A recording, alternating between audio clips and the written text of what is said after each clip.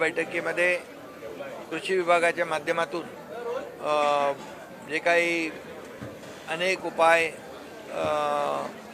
शेतकऱ्यांच्या हितासाठी केले त्याचे देखील सादरीकरण झालं आणि मी देखील कृषी विभागाला सूचना केलेल्या आहेत की शेतकऱ्यांनी जास्तीत जास्त सेंद्रिय शेतीकडे वळलं पाहिजे आणि यामधून जी काही रासायनिक खतं वापरण्याचं प्रमाण जे आहे हे कमी झालं पाहिजे. शेणखत, जीवामृत अशी सेंद्रिय शेती, नैसर्गिक शेतीला प्रोत्साहन देण्याच्या सूचना मी दिलेल्या आहेत आणि विषमुक्त शेती कडे आपण वळतोय.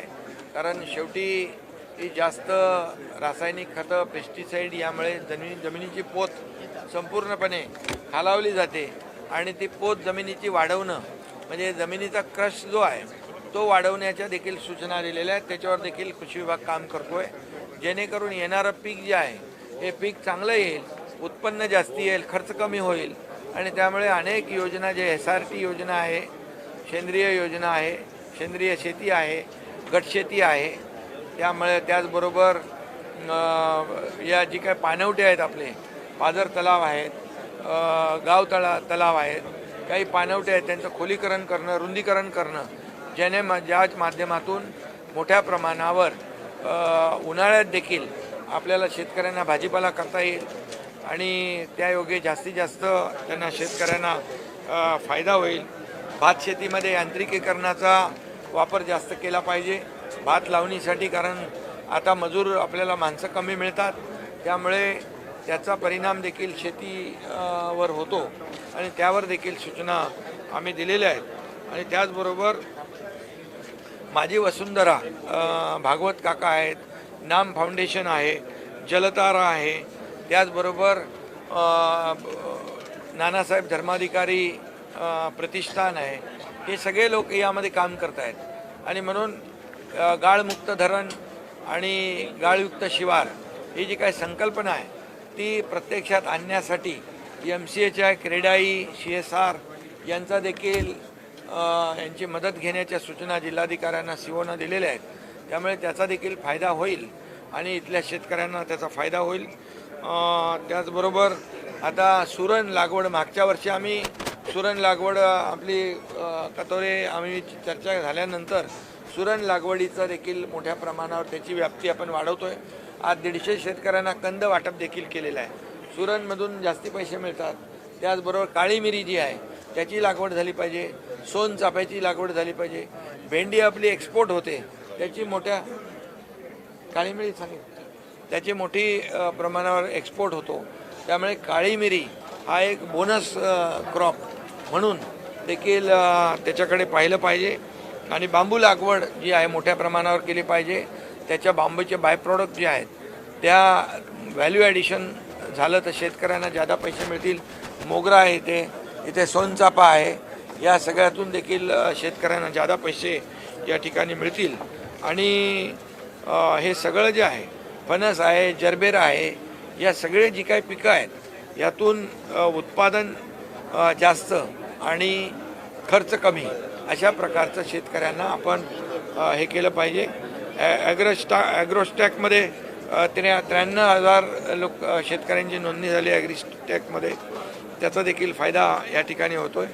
त्याचबरोबर दुबार पेरणीची वेळ येता कामा नये अशा प्रकारचं मार्गदर्शन कृषी विभागाने शेतकऱ्यांना केलं पाहिजे. आणि नाविन्यपूर्ण जी शेती आहे या नाविन्यपूर्ण शेतीकडे, पारंपरिक शेती आहे परंतु पारंपरिक शेतीकडून आपल्याला ऑर्गॅनिक, नैसर्गिक, सेंद्रिय शेतीकडे वळलं पाहिजे आणि जेणेकरून आरोग्याच्या दृष्टीने देखील त्याचं महत्त्व आहे. आणि म्हणून या सगळ्या बाबतीमध्ये आज सखोल चर्चा झाली आणि अनेक त्याच्यामध्ये सूचनाही आमच्या लोकप्रतिनिधींनी केलेल्या आहेत आणि याचा फायदा येणाऱ्या खरीपामध्ये शेतकऱ्यांना नक्की होईल. आणि आमचा उद्देश एवढाच आहे की शेतकऱ्याची कमी खर्चामध्ये जास्तीचं उत्पादन मिळालं पाहिजे अशा प्रकारच्या व्हरायटीज या ठिकाणी लावलं पाहिजे. म्हणून कृषी विभागाला जबाबदारी दिलेली आहे की कृषी विभागाने वेळोवेळी, आता अल निनोचा जो विषय आहे त्यामुळे कधी पाऊस पडणार आहे IMD कडून माहिती घेऊन त्याप्रमाणे शेतकऱ्यांना अवगत केलं पाहिजे, शेतकऱ्यांमध्ये अवेअरनेस आणलं पाहिजे आणि त्याप्रमाणे कृषी विभाग देखील कामाला लागलेला आहे. गेल्या वर्षी देखील त्याच्यामध्ये खूप चांगलं काम कृषी विभागाच्या माध्यमातून झालेलं आहे. माझं गाव आरोग्य संपन्न गाव ही देखील हे अभियान सुरू आहे आणि त्यामध्ये मुलींसाठी गर्भाशय मुख कर्करोग प्रतिबंध HPV लसीकरण मोहिमेचा शुभारंभ जो आहे हा झालेला आहे आणि यासाठी हे मुलींसाठी, महिलांसाठी काळजी घेण्याचं हे माझं गाव आरोग्य संपन्न गाव याच्या माध्यमातून तेही आपण करतो आहे. आणि म्हणून या जिल्ह्यात देखील संपूर्ण महाराष्ट्रामध्ये ही HPV जी लसीकरण आहे हे आपण दिल्यामुळे याला प्रतिबंध मिळेल, प्रतिबंध होईल आणि आजार होऊ नये किंवा त्याचं डायग्नोसिस तात्काळ झालं पाहिजे यासाठी देखील मोठ्या प्रमाणावर डायग्नोसिस सेंटर जे आहेत, आपल्या फिरत्या दवाखाना आहेत, मॅमोग्राफीसारख्या गाड्या आहेत, या देखील याच्यामध्ये काम करत आहे. आणि आपल्याला सगळ्यात म्हणजे एक प्रिव्हेंटिव्ह हे सगळ्यात महत्त्वाचं आहे. अतिक्रमण जे आहे 2011पर्यंतचं ते नियमानुकूल करण्याचा निर्णय सरकारने घेतलेला आहे आणि त्यामध्ये 500 फुटाचे 1500 फुटापर्यंत जी घरं आहेत त्यांना नियमित करण्याचा निर्णय घेतला आहे. 500 फुटापर्यंत त्यांना आपण काही चार्जेस लावणार नाही, परंतु त्याच्यावरच्या लोकांना चार्जेस लावणार आणि त्यामुळे जे वर्षानुवर्ष टांगती तलवार लोकांच्या डोक्यावर होती ती निघणार आहे. आणि हा मोठा निर्णय, ऐतिहासिक निर्णय आमच्या सरकारने घेतलेला, त्याची अंमलबजावणी जिल्ह्यामध्ये देखील काटेकोरपणे करण्याच्या सूचना जिल्हाधिकाऱ्यांनी दिलेल्या आहेत.